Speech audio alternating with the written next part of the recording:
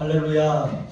하나님의 손을 찾은 여러분들에게 하나님의 은혜와 평강이 함께 하시기를 주님의 이름으로 축복합니다. 오늘은 누가 내 옷에 손을 대었느냐라고 하는 제목으로 하나님의 말씀을 전하겠습니다. 제가 94년도에 군대를 갔는데, 군대 가기 전에 휴학하고 잠깐 서울에서 출판사에서 아르바이트를 한 적이 있어요.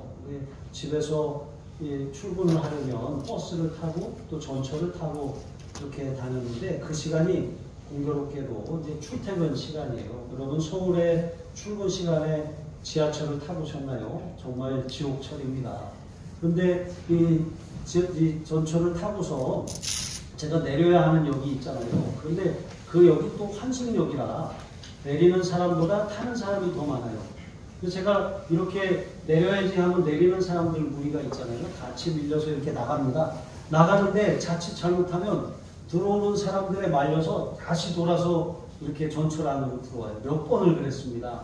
그리고 몇 번 하다 보니까 요령이 생겨서 이제 그 다음부터는 괜찮았는데, 처음에는 그렇게 하다가 다시 타가지고 그 다음 역에서 겨우 내렸어요. 그런데 설상가상으로 시간이 늦었는데 딱 내려서 계단을 올라가는데 출구에 딱 나가자마자 웬 아주머니 두 분이 제 양쪽 팔을 딱 잡는 거예요. 그랬더니 그대로 끌고서 거의 들다시피 하면서 저를 버스 안으로 데리고 들어가는 거예요.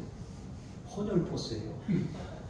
제가 그때 강제로 헌혈을 했습니다. 물론 그 이후에 군대 가서는 정기적으로 이제 의무적으로 헌혈을 했었는데, 그때는 진짜 강제로 제가 피를 뽑혔습니다. 근데 어쨌든 우리가 이렇게 살다 보면 오늘 본문에 나온 12해를 혈루증으로 앓던 이 여인처럼 스스로 그 병을 고칠 수도 없고 도울 사람도 없고 해결할 능력도 없는 그런 상황에서 예수님에 대한 소문을 들었거든요. 그래서 예수님이라면 나의 이 병을 고치실 수 있겠다는 믿음을 가지고 내가 예수님의 옷가에라도 손을 댈 수만 있다면 나음을 얻으리라 라고 하는 믿음으로 예수님께 나아왔습니다. 여러분, 이 여인은 그냥 많은 사람들처럼 막연하게 예수님을 따라오는 것도 아닙니다. 오늘 여기에 이 자리에 앉아있는 분들 중에는 처음 예수를 믿을 때 자원에서 온 분도 있겠지만 식구들의 손에 이끌려서 그렇게 억지로 오신 분도 있고, 저처럼 강제로 헌혈차에 들어갔던 것처럼 끌려서 오신 분도 계실 것입니다. 어떤 이유에서 어떤 동기에서 이 자리에 와 앉아있건 중요한 것은 거기에는 보이지 않는 주님의 섭리와 주님의 계획이 있었다는 사실입니다. 주님께서는 여러분을 향한 놀라운 계획을 가지고 계십니다. 자, 그런데 우리는 평상시에는 그것을 잘 알지 못해요. 그런데 인생에 어떤 고통스러운 문제가 찾아오고 우리의 힘으로 해결을 할 수 없는 인생의 아주 그런 질문을 만나게 되면 그때 우리 마음이 굉장히 낮아지고 무너지거든요. 바로 그때가 주님께로 나아올 수 있는 좋은 기회가 된다는 것을 여러분 기억하시기 바랍니다. 그래서 우리가 잔치집에는 가지 않아도 슬픈 일을 만난 사람들을 찾아가서 위로해주면 전도할 수 있는 좋은 기회, 마음이 열릴 수 있게 된다는 것을 기억하시기 바랍니다. 인생의 고통은 예수님께로 안내하는 통로가 될 수가 있어요. 이 여인이 혈루증으로 12년 동안이나 시달렸는데 12라고 하는 숫자, 성경에서 이거 완전수거든요. 7도 완전수지만 10이라고 하는 숫자가 어떻게 만들어졌습니까? 이 12라고 하는 숫자는 하늘의 수, 땅의 3과 땅의 수, 동서남북 4 곱하기에다가 거기 그 둘을 그렇게 곱한 수가 10이죠. 그래서 성경에 12지파, 12제자 이런 이 표현들이 나오죠. 그리고 요한계시록에 가보면 12,000 스타디온이라고 이 성전, 하늘 성전의 그 규모에 대해서 그렇게 말씀하고 있는 것이죠. 12,000이 어떻게 나옵니까? 12,000도 12, 완전한 수에다가 1000이라고 하는 수, 가득 찬 수, 충만한 수를 곱하는 것이거든요. 또 144,000이라고 하는 숫자가 나와요. 144,000, 12지파, 12사도 곱하기 충만한 수 천이에요. 그러니까 만약에 어떤 신천지와 같은 이단에서 말하는 것처럼 구원받는 자의 수가 14만 4천 뿐이라고 한다면 이미 다 끝났어요. 예전에 믿은 초대교회 성도들만 해도 그 수를 넘어섰습니다. 그러니까 그 이후에 믿는 사람들은 아무도 구원받지 못했을 거예요. 그러나 요한계시록의 숫자들은 이건 산술적인 수가 아니라 상징적인 수입니다. 그러니까 10이라고 하는 완전수, 또 완전수 11을 곱한 수에다가 1000, 충만하고 가득한 수 1000을 곱한 거예요. 그러니까 충만한 수 1000이라고 하는 것은 이제 이 하나님께서 이방인의 충만한 수가 차기까지 주님의 재림을 그렇게 미루고 계신다고 성경이 말씀하고 있는 것처럼 충만한 수 안에 여러분이 다 포함된 거예요. 그러니까 누가 여러분 이름이 생명책에 기록되지 않았다거나 아니면 14만 4천의 수에 들지 않았다는 그 말에 현혹되지 마시기를 바랍니다. 자, 그런데 또 우리가 지난주에 살펴본 야이로의 딸, 그 죽은 소녀가 몇 살이었죠? 12세였다고 그랬잖아요. 12살. 12살이라고 하는 나이가 유대인들에게 있어서 성년이 되는 나이예요. 그러니까 공식적으로 성년이 되는 나이가 12년 6개월, 만 12년 6개월입니다. 이때는 그 당시에는 결혼도 할 수 있었어요. 그러니까 이 아이가 12세쯤 되었더라고 하는 말은 이 아이가 인생의 꽃을 피워보기도 전에 죽었다는 그런 의미예요. 마찬가지로 이 12해를 혈루증으로 앓던 이 여인은 너무나도 아주 끔찍하고도 비참하게 이 하연하는 그 병으로 너무나도 오랫동안 아주 넌더리나게 그렇게 고통을 겪어야 했다는 것을 말씀하고 있는 거예요. 그런데 여기 26절에 보니까 이 여인이 이 병을 치료하기 위해서 어떻게 했습니까? 많은 의원에게 많은 괴로움을 받았고 가진 것도 다 허비하였으되 아무 효험이 없고 도리어 더 중하여졌던 차에 그랬어요. 그러니까 병을 고쳐보려고 백방으로 노력했다는 거예요. 민간요법도 써보고 용하다는 의사는 다 찾아가 봤습니다. 그런데 돈만 다 잃고 몸은 더 축나고 병은 낫기는커녕 더 심각한 상황, 이제는 손을 쓸 수 없는 그런 지경이 되고 만 것입니다. 그런데 더 중하여졌던 차에 이 여인에게 어떤 일이 일어났습니까? 예수의 소문이 들렸어요. 예수의 소문을 듣게 되는 것입니다. 여러분, 우리의 문제가 아무리 심각하고 우리의 병이 아무리 중하고 아무리 오래되었다고 할지라도 예수님이면 충분합니다. 예수님께는 결코 늦은 시간이라고 하는 것이 없어요. 예수님을 참으로 만나기만 한다면 주님은 우리의 문제를 주님의 능력으로 능히 해결하실 수 있음을 믿으시기 바랍니다. 예수님은 우리 영혼의 문제가 어떻게 시작되었습니까? 우리 영혼의 근본적인 문제는 바로 죄거든요. 죄는 아담의 범죄, 불순종으로 말미암아 이 세상에 들어왔어요. 그 죄가 들어옴으로 말미암아 땅은 저주를 받고 또 이 사람은 이마에 땀을 흘려야 겨우 먹고 살 수 있는 그런 힘든 지경에 놓이게 된 것이죠. 가시와 엉겅퀴를 내는 땅에서 또 자연재해가 일어납니다. 세상에는 약육강식이 지배합니다. 적자 생존이 이 자연의 법칙이죠. 원래 하나님이 지으신 세상은 이렇지 않았어요. 사자들이 어린 양과 뛰놀고 어린아이가 독사굴에 손을 넣어도 물리지 않는 하나님이 그런 세상을 만들어 놓으신 것이죠. 그런데 죄는 모든 질서를 파괴했어요. 모든 것을 다 무너뜨렸던 것이죠. 일기예보 믿을 수 있습니까? 일기예보 반은 맞고 반은 틀리잖아요. 아무리 슈퍼컴퓨터가 일기를 예측한다고 할지라도 점점 더 어려워져요. 왜 그렇습니까?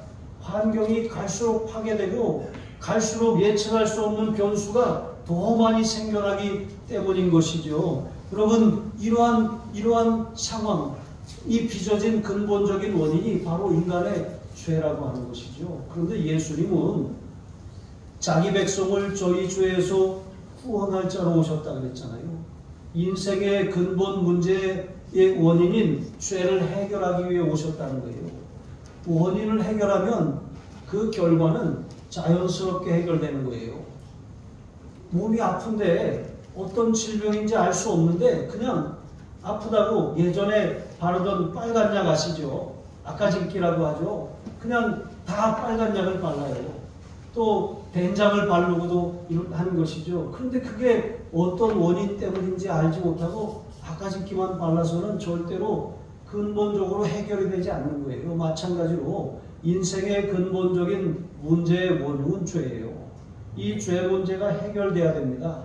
죄 문제를 해결하지 못하면 죄의 삭은 사망이요 말씀하신 것처럼 사람은 반드시 죄로 말미암아 육신이 한번 죽고 요한계시록에 있는 말씀처럼 둘째 사망의 해를 당하는 거예요. 그것은 영원한 심판을 받아 불못에 던져지는 것이죠. 이 근본 문제를 예수님이 해결하기 위해 오셨어요. 자기 아들을 아끼지 아니하시고 우리를 위해 내어주신 하나님께서 우리에게 아들과 함께 모든 것을 주시지 않겠느냐 성경이 약속하고 있거든요. 그러니까 예수님을 믿으면 우리의 죄 문제뿐만 아니라 그 죄로 말미암아 빚어지는 모든 인생 문제를 하나님의 방법으로 해결받을 수 있다는 것을 여러분 기억하시기 바랍니다. 이사야 53장 5절에 보시면 그가 찔림은 우리의 허물 때문이요 그가 상함은 우리의 죄악 때문이라. 그가 징계를 받음으로 우리는 평화를 누리고 그가 채찍에 맞음으로 우리는 나음을 받았도다. 예수님의 징계를 통해서 우리가 받아야 될 징계가 감해진 거예요. 예수님이 죽으심으로 말미암아 우리가 하나님과 평화를 누리게 되는 것이죠. 이것이 바로 예수 믿는 사람들에게 주신 큰 은혜요 축복입니다. 그러므로 여러분 우리의 이 죄가 만약에 용서받지 못한다면 그 죄는 회개하지 않았기 때문이에요. 여러분의 삶에 죄라고 하는 것은 가만 내버려 두면 이것은 나비효과처럼 엄청난 파장을 일으켜요. 작은 죄라도 회개하시기 바랍니다. 작은 죄라도 모양이라도 멀리 하시기 바랍니다.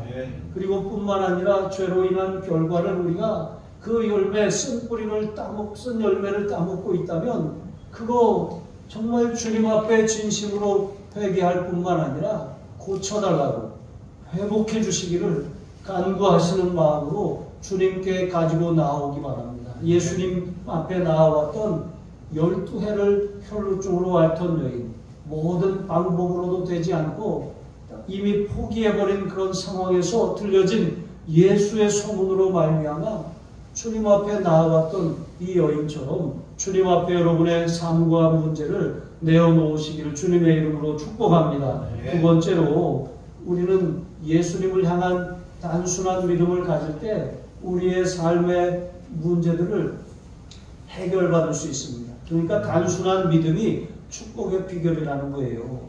예수의 소문을 들은 여인은 마치 긴 어둠의 터널을 지나고 있었는데 빛이 없는 그 어둠의 터널 끝에 저 끝에서 한 줄기 빛이 비춰오는 거예요. 그래서 이제 살았구나 하면서 그 빛을 따라 나아가듯이 예수님에 대한 소문, 예수님이 진리이고 빛이시잖아요.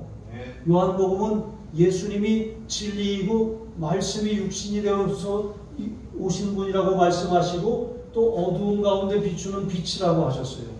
진리가 비춰지는 것, 하나님의 말씀을 깨닫고 이해하는 것이죠. 그렇게 깨달으면 어두움이 떠나가요. 우리가 죄와 어떤 숙명이나 운명이나 팔자에 우리 인생을 가둬두었던 그런 감옥에서 벗어날 수가 있는 거예요. 진리를 알지니 진리가 너희를 자유케 하리라 말씀하신 것처럼 주님의 말씀이 진리이고 빛이시기 때문에 그 복음의 말씀을 들을 때 우리는 자유를 얻게 되는 것이죠. 자, 그렇게 우리가 이 여인이 예수님에 대한 소문을 듣고 예수님께 나아왔잖아요. 그런데 이 여인이 어떤 생각을 하였습니까? 여기 보니까 내가 그의 옷에만 손을 대어도 구원을 받으리라 생각하밀러라 그랬어요. 내가 그 옷에만 손을 대어도 구원을 받으리라. 그러니까 이 여인은 어떤 이 물려든 사람들처럼 그냥 나도 한번 가볼까? 이게 아니라는 거예요. 뭐 고칠 수 있으면 좋고 고치지 못해도 별 수 없지, 이게 아니라는 거예요. 여기 이 사람이 여기 생각하밀러라 그랬는데, 이 생각하밀러라라고 하는 이 표현은 그것은 단지 한두 번 스치듯이 생각했다는 의미가 아니라 원어의 의미는 계속해서 되뇌이고 계속해서 혼잣말로 그렇게 이 주절거렸다는 거예요. 시편 1편 말씀을 아시죠? 복 있는 사람은 이렇게 시작되어서 오직 여호와의 율법을 즐거워하여 그 율법을 주야로 묵상하는 자로다 그랬어요. 묵상한다는 말, 메디테이트라고 하는 이 단어는 작은 소리로 읊조린다는 뜻이에요. 그러니까 하나님의 말씀을 계속해서 말씀을 반복하는 거예요. 여러분 신명기 30장 14절에 보면 오직 그 말씀이 내게 매우 가까워서 내 입에 있으며 내 마음에 있은즉 이를 내가 행할 수 있느니라 그랬거든요. 그러니까 말씀을 읽어요. 입에 둡니다. 말씀을 읽다 보면 그것을 먹는 것과 같이 우리의 마음이 그것을 받아들이고 우리의 영이 받아들이고 양식이 되는 거예요. 말씀을 계속해서 작은 소리로 반복하다 보면 여러분 그 말씀이 우리 속에서 계속 되뇌이고 묵상이 되는 것이죠. 그러면 우리가 그것을 행할 수 있게 된다는 거예요. 그러면은 결과적으로 형통하리라 말씀하신 것처럼 우리의 삶이 형통하게 되는 역사가 일어나는 것이죠. 여호수아 1장 8절에도 동일한 말씀이 기록되어 있습니다. 오직 여호와의 율법을 즐거워하여 그 율법을 주야로 묵상하는 자로다. 그게 아니군요. 네, 여호수아 1장 8절 이 율법책을 내 입에서 떠나지 말게 하며 그것을 내 마음에 기록하여 뭐죠? 갑자기 생각이 안 나네. 네, 주야로 묵상하여 그 가운데 기록한 대로 지켜 행하라. 그리하면 내 길이 평탄하게 될 것이요 내가 형통하리라 그랬어요. 여러분 하나님의 말씀을 우리가 읽고 보고 암송하고 계속해서 반복해야 될 이유가 여기 있습니다. 말씀은 치료제예요. 말씀은 양식입니다. 말씀은 빛이에요. 말씀은 우리의 삶의 어두움을 떠나가게 만듭니다. 말씀을 반복해서 암송할 때 치유가 일어나고 회복이 일어나고 능력이 우리에게 임하게 되는 것임을 여러분 기억하시기 바랍니다. 우리의 삶이 형통하게 되는 것이죠. 자, 이처럼 이 여인이 내가 그 옷자락에 손만 댈 수 있다면 내가 나음을 얻으리로다 라고 생각했다는 거예요. 계속 입으로 내가 그 옷에만 손을 대어도 구원을 받으리라. 내가 그 옷에만 손을 대어도 구원을 받으리라. 내가 그 옷에만 손을 대어도 구원을 받으리라. 믿음으로 계속해서 나아갔다는 거예요. 12년을 하혈을 했으면 얼굴에 무슨 핏기가 있겠습니까? 무슨 기력이 남아 있었겠습니까? 그리고 더구나 율법은 하혈을 하는 사람은 부정하다고 그렇게 선언합니다. 공공장소에 갈 수 없고 사람을 접촉할 수 없고 그가 누운 침상도 부정해지고 그가 만진 물건도 부정해집니다. 하나님을 예배할 수도 없어요. 성전에도 나아갈 수 없어요. 심지어는 남편으로부터도 그렇게 부정하다고 해서 그렇게 멀리함을 당하는 처지가 바로 이 혈루병이라고 하는 것이죠. 이러한 상황이에요. 그리고 당시에 여자들이 남자들에게 그렇게 그런 밖에서 그렇게 접근할 수가 없었어요. 더구나 그 몸에다 손을 댄다는 것은 상상도 할 수 없는 일입니다. 그런데 여러분 이런 상황에서 예수님을 밀치면서 따르던 사람들이 여자들이 그 옆에 있었겠어요? 다 남자들이었겠죠. 그러면 이 여인은 기운도 없고 아무런 소망도 없는데 그저 내가 예수님의 옷에만 손을 대어도 구원을 얻으리라. 내가 예수님의 옷에만 손을 대어도 구원을 얻으리라. 이 믿음을 고백하면서 그냥 죽기 살기로 나아가서 그 장정들을 뚫고 예수님의 옷자락에 손을 대는 것입니다. 여러분 우리에게 주님이 찾으시는 것이 바로 이런 단순한 믿음이에요. 여러 가지 생각하고 계산해서는 주님의 응답을 기대할 수가 없는 것입니다. 그저 주님 내 문제에 대해서 말씀해 주세요. 그러면 주님은 기록된 성경을 통해서 우리에게 알려주세요. 우리의 문제에 대해서 말씀해 주시는 것입니다.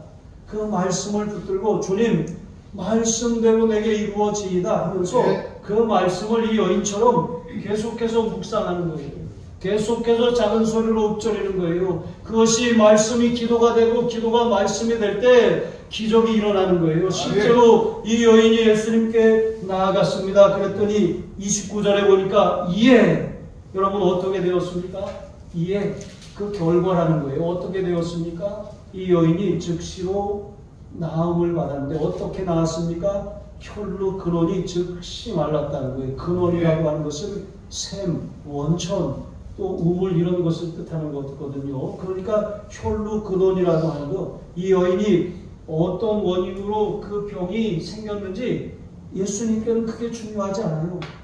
주님은 근원을 해결하셨다는 거예요. 그것도 즉시 해결하셨다는 거예요. 이렇게 단순한 믿음이 우리의 삶을 바꿀 수 있고 지금 이 시간에도 우리를 깨끗게 하실 수 있는 주님의 능력이 흘러들어오게 한다는 것을 여러분 기억하시기 바랍니다. 단순히 예수님을 믿으세요. 예수님은 전능하신 하나님의 아들이십니다. 예수님께 능치 못한 일이 없어요. 그것이 질병의 문제든 사업의 문제든 자녀의 문제든 내 인생의 어떤 문제든 내가 주님 앞에 이 여인과 같이 내가 주님의 옷가에 손만 대면 내가 구원을 얻으리라라고 하는 그런 믿음을 가지고 그 믿음을 행동으로 옮기시길 바랍니다. 믿음이 없다면 주님 말씀을 통해서 믿음을 가질 수 있도록 내게 말씀해 주세요. 말씀을 주시면 그 말씀을 붙들고 기도하셔서 믿음으로 주님 앞에 나아가 해결받으시길 주님의 이름으로 축복합니다. 세 번째로 우리의 믿음의 고백과 간증은 은혜를 지속하는 힘입니다. 여러분 여인은 자신의 혈루 근원이 즉시 마른 것을 알았어요. 그 몸으로 느낀 거죠. 뿐만 아니라 예수님도 자신에게서 능력이 나가신 것을 알았다고 했습니다. 그러면서 예수님이 가던 길을 멈추시고 뒤를 돌아보시면서 이렇게 말씀하셨습니다. 누가 내 옷에 손을 대었느냐? 예수님께서 누가 손을 댔는지 몰라서 물으셨겠습니까? 예수님께서 손을 댄 사람을 찾으시려고 물으셨겠습니까? 제자들은 예수님의 의중을 알지 못했어요. 그래서 이렇게 말합니다. 무리가 애워싸 미는 것을 보시며 누가 내게 손을 대었느냐 물으시나이까? 오히려 되물었던 것이죠. 근데 예수님께서는 이 제자들의 말에 반응하지 않으시고 어떻게 하셨습니까? 둘러보시면서 누가 내 옷에 손을 떼었느냐 하고 기다리셨어요. 이것은 찾으시는 것이 아니라 그 능력을 경험한 여인이, 혈루병을 앓던 그 여인이 예수님 저예요, 제가 고침을 받았어요 라고 예수님과 사람들 앞에 공개적으로 자기의 치유를 간증하고 자기의 믿음을 고백하라고 하시는 거예요. 여러분 우리에게 하나님의 은혜를 주셨을 때 이거 꼭 말해야 되나? 그냥 뭐 하나님이 다 아시지. 이것은 별로 도움이 안 돼요. 그냥 우리는 그런 단편적인 은혜들을 가끔 경험하는 그런 인생이 아니라 장대비와 같은 은혜를 날마다 경험하며 살아야 되지 않겠습니까? 그 은혜는 간증하고 고백할 때 더 눈덩이처럼 커지고 전파되는 거예요. 이 은혜의 간증은 놀라운 전염성이 있어요. 내가 간증하면 그래? 나도 생각해보니까 나도 이런 일이 있었는데 맞아, 내가 몰랐는데 우연히 이것이 나은 것이 아니라 주님의 은혜였구나. 내가 그것을 알지 못했네, 감사하지 못했네, 고백하지 못했네, 이렇게 깨닫게 되는 거예요. 이 여인은 예수님의 그런 기다림 끝에 어떻게 했습니까? 저예요 주님 하면서 모든 사실을 예수님께 엎드려 모든 사실을 여쭈었다 그랬어요. 모든 사실을 여쭈니 그랬어요. 모든 사실이 뭡니까? 이 여인 자기에게 일어난 일이에요. 자기가 지금까지 여기 어떻게 오게 되었고 왜 예수님의 옷을 만지게 되었고 그 결과 어떤 일이 일어났는지 이 모든 사실을 주님께 말씀드린 거예요. 주님께 말씀을 드리지만 사실은 주님도 들으시고 주위에 몰려든 사람들도 듣는 거예요. 사람들이 많이 몰려들었지만 예수님께서 그 여인의 믿음을 간증하게 하신 것은 많은 사람들이 어떤 미신적인 그런 마음을 가지고 주님을 쫓아요. 기복적인 신앙을 가지고 자기 문제만 해결받으려고 주님을 쫓아요. 그런데 문제가 해결되고 나면 언제 그랬냐는 듯이 자신이 인생의 주인이 되어서 주님과 상관없이 살아가는 것이죠. 그러나 주님은 그 문제가 기회가 되어서 문제를 맡기면서 우리 자신을 주님께 맡기기를 원하시는 거예요. 문제가 오히려 우리로 하여금 주님의 은혜를 입는 통로로 삼으시기를 원하시는 거예요. 그리고 그 비결은 다른 것이 아니라 우리가 받은 은혜를 간증하는 거예요. 우리가 받은 은혜를, 그 믿음을 고백하는 거예요. 여러분 무슨 은혜를 받았습니까? 무슨 간증거리가 있습니까? 입을 닫고 계시지 마시고 주님이 내게 하신 일을 전하세요. 그게 전도입니다. 주님이 내게 하신 일들을 내가 사랑하고 소중하게 여기는 그 사람들에게 전하시기를 바랍니다. 그 사람들의 마음이 열리게 되는 것이죠. 주님이 다 하시는데 그것이 아닙니다. 서양 속담에 마음속에 30년보다 3초의 고백이 더 큰 힘을 발휘한다는 말이 있어요. 여러분 그동안 어떻게 사셨습니까?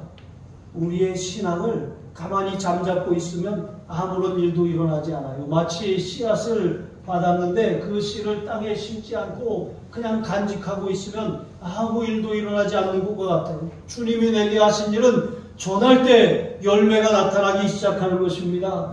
전파할 때 주님이 역사하시기 시작함을 믿으시기 바랍니다. 주님이 여인에게 말씀하십니다. 내 믿음이 너를 구원하였으니 평안히 가라. 그래서 따라 내 믿음이 너를 구원하였으니 평안히 가라 말씀하시는 거예요. 여러분 주님께서 우리를 그렇게 부르시는 거예요. 따라 라고 하는 것 무슨 의미입니까? 하나님의 자녀라고 부르신 거잖아요. 이제 염려하지 말라는 것이잖아요. 앞에서는 고쳤는데 뒤에 가면 다시 재발하는 게 아니라 이제 그 병에서 놓여서 평안함을 얻으라는 거예요. 자유함을 얻으라는 거예요. 주님이 그 결과만이 아니라 원인까지 완전하게 고치셨으니 주님이 주시는 자녀로서의 평안함을 누리며 살아가라고 하는 것입니다. 우리의 삶에 많은 문제들이 있어요. 문제 없는 사람 없습니다. 해결받아야 될 그런 문제들을 다 가지고 살고 있어요. 또 내 문제가 제일 큰 것 같고 내 문제는 해결받지 못하는 것 같은 그런 마음이 들기도 하는 것이죠. 그러나 여러분 이 여인처럼 단순한 믿음으로 내가 이 문제를 가지고 이 문제를 안고 주님의 옷자락에만 손을 대면 내가 이 문제와 함께 내 자신의 삶이 완전히 새롭게 되리라. 여러분 이런 믿음으로 오늘 이 시간 주님 앞에 나아가시길 주님의 이름으로 축복합니다. 기도하시겠습니다. 하나님 아버지 완전한 은혜를 베푸시고 아무런 대가도 요구하지 않으시는 예수님은 외면하면서도 가짜 은혜를 베풀어 놓고 많은 대가를 요구하는 사람들만 찾아다니고 있지는 않습니다.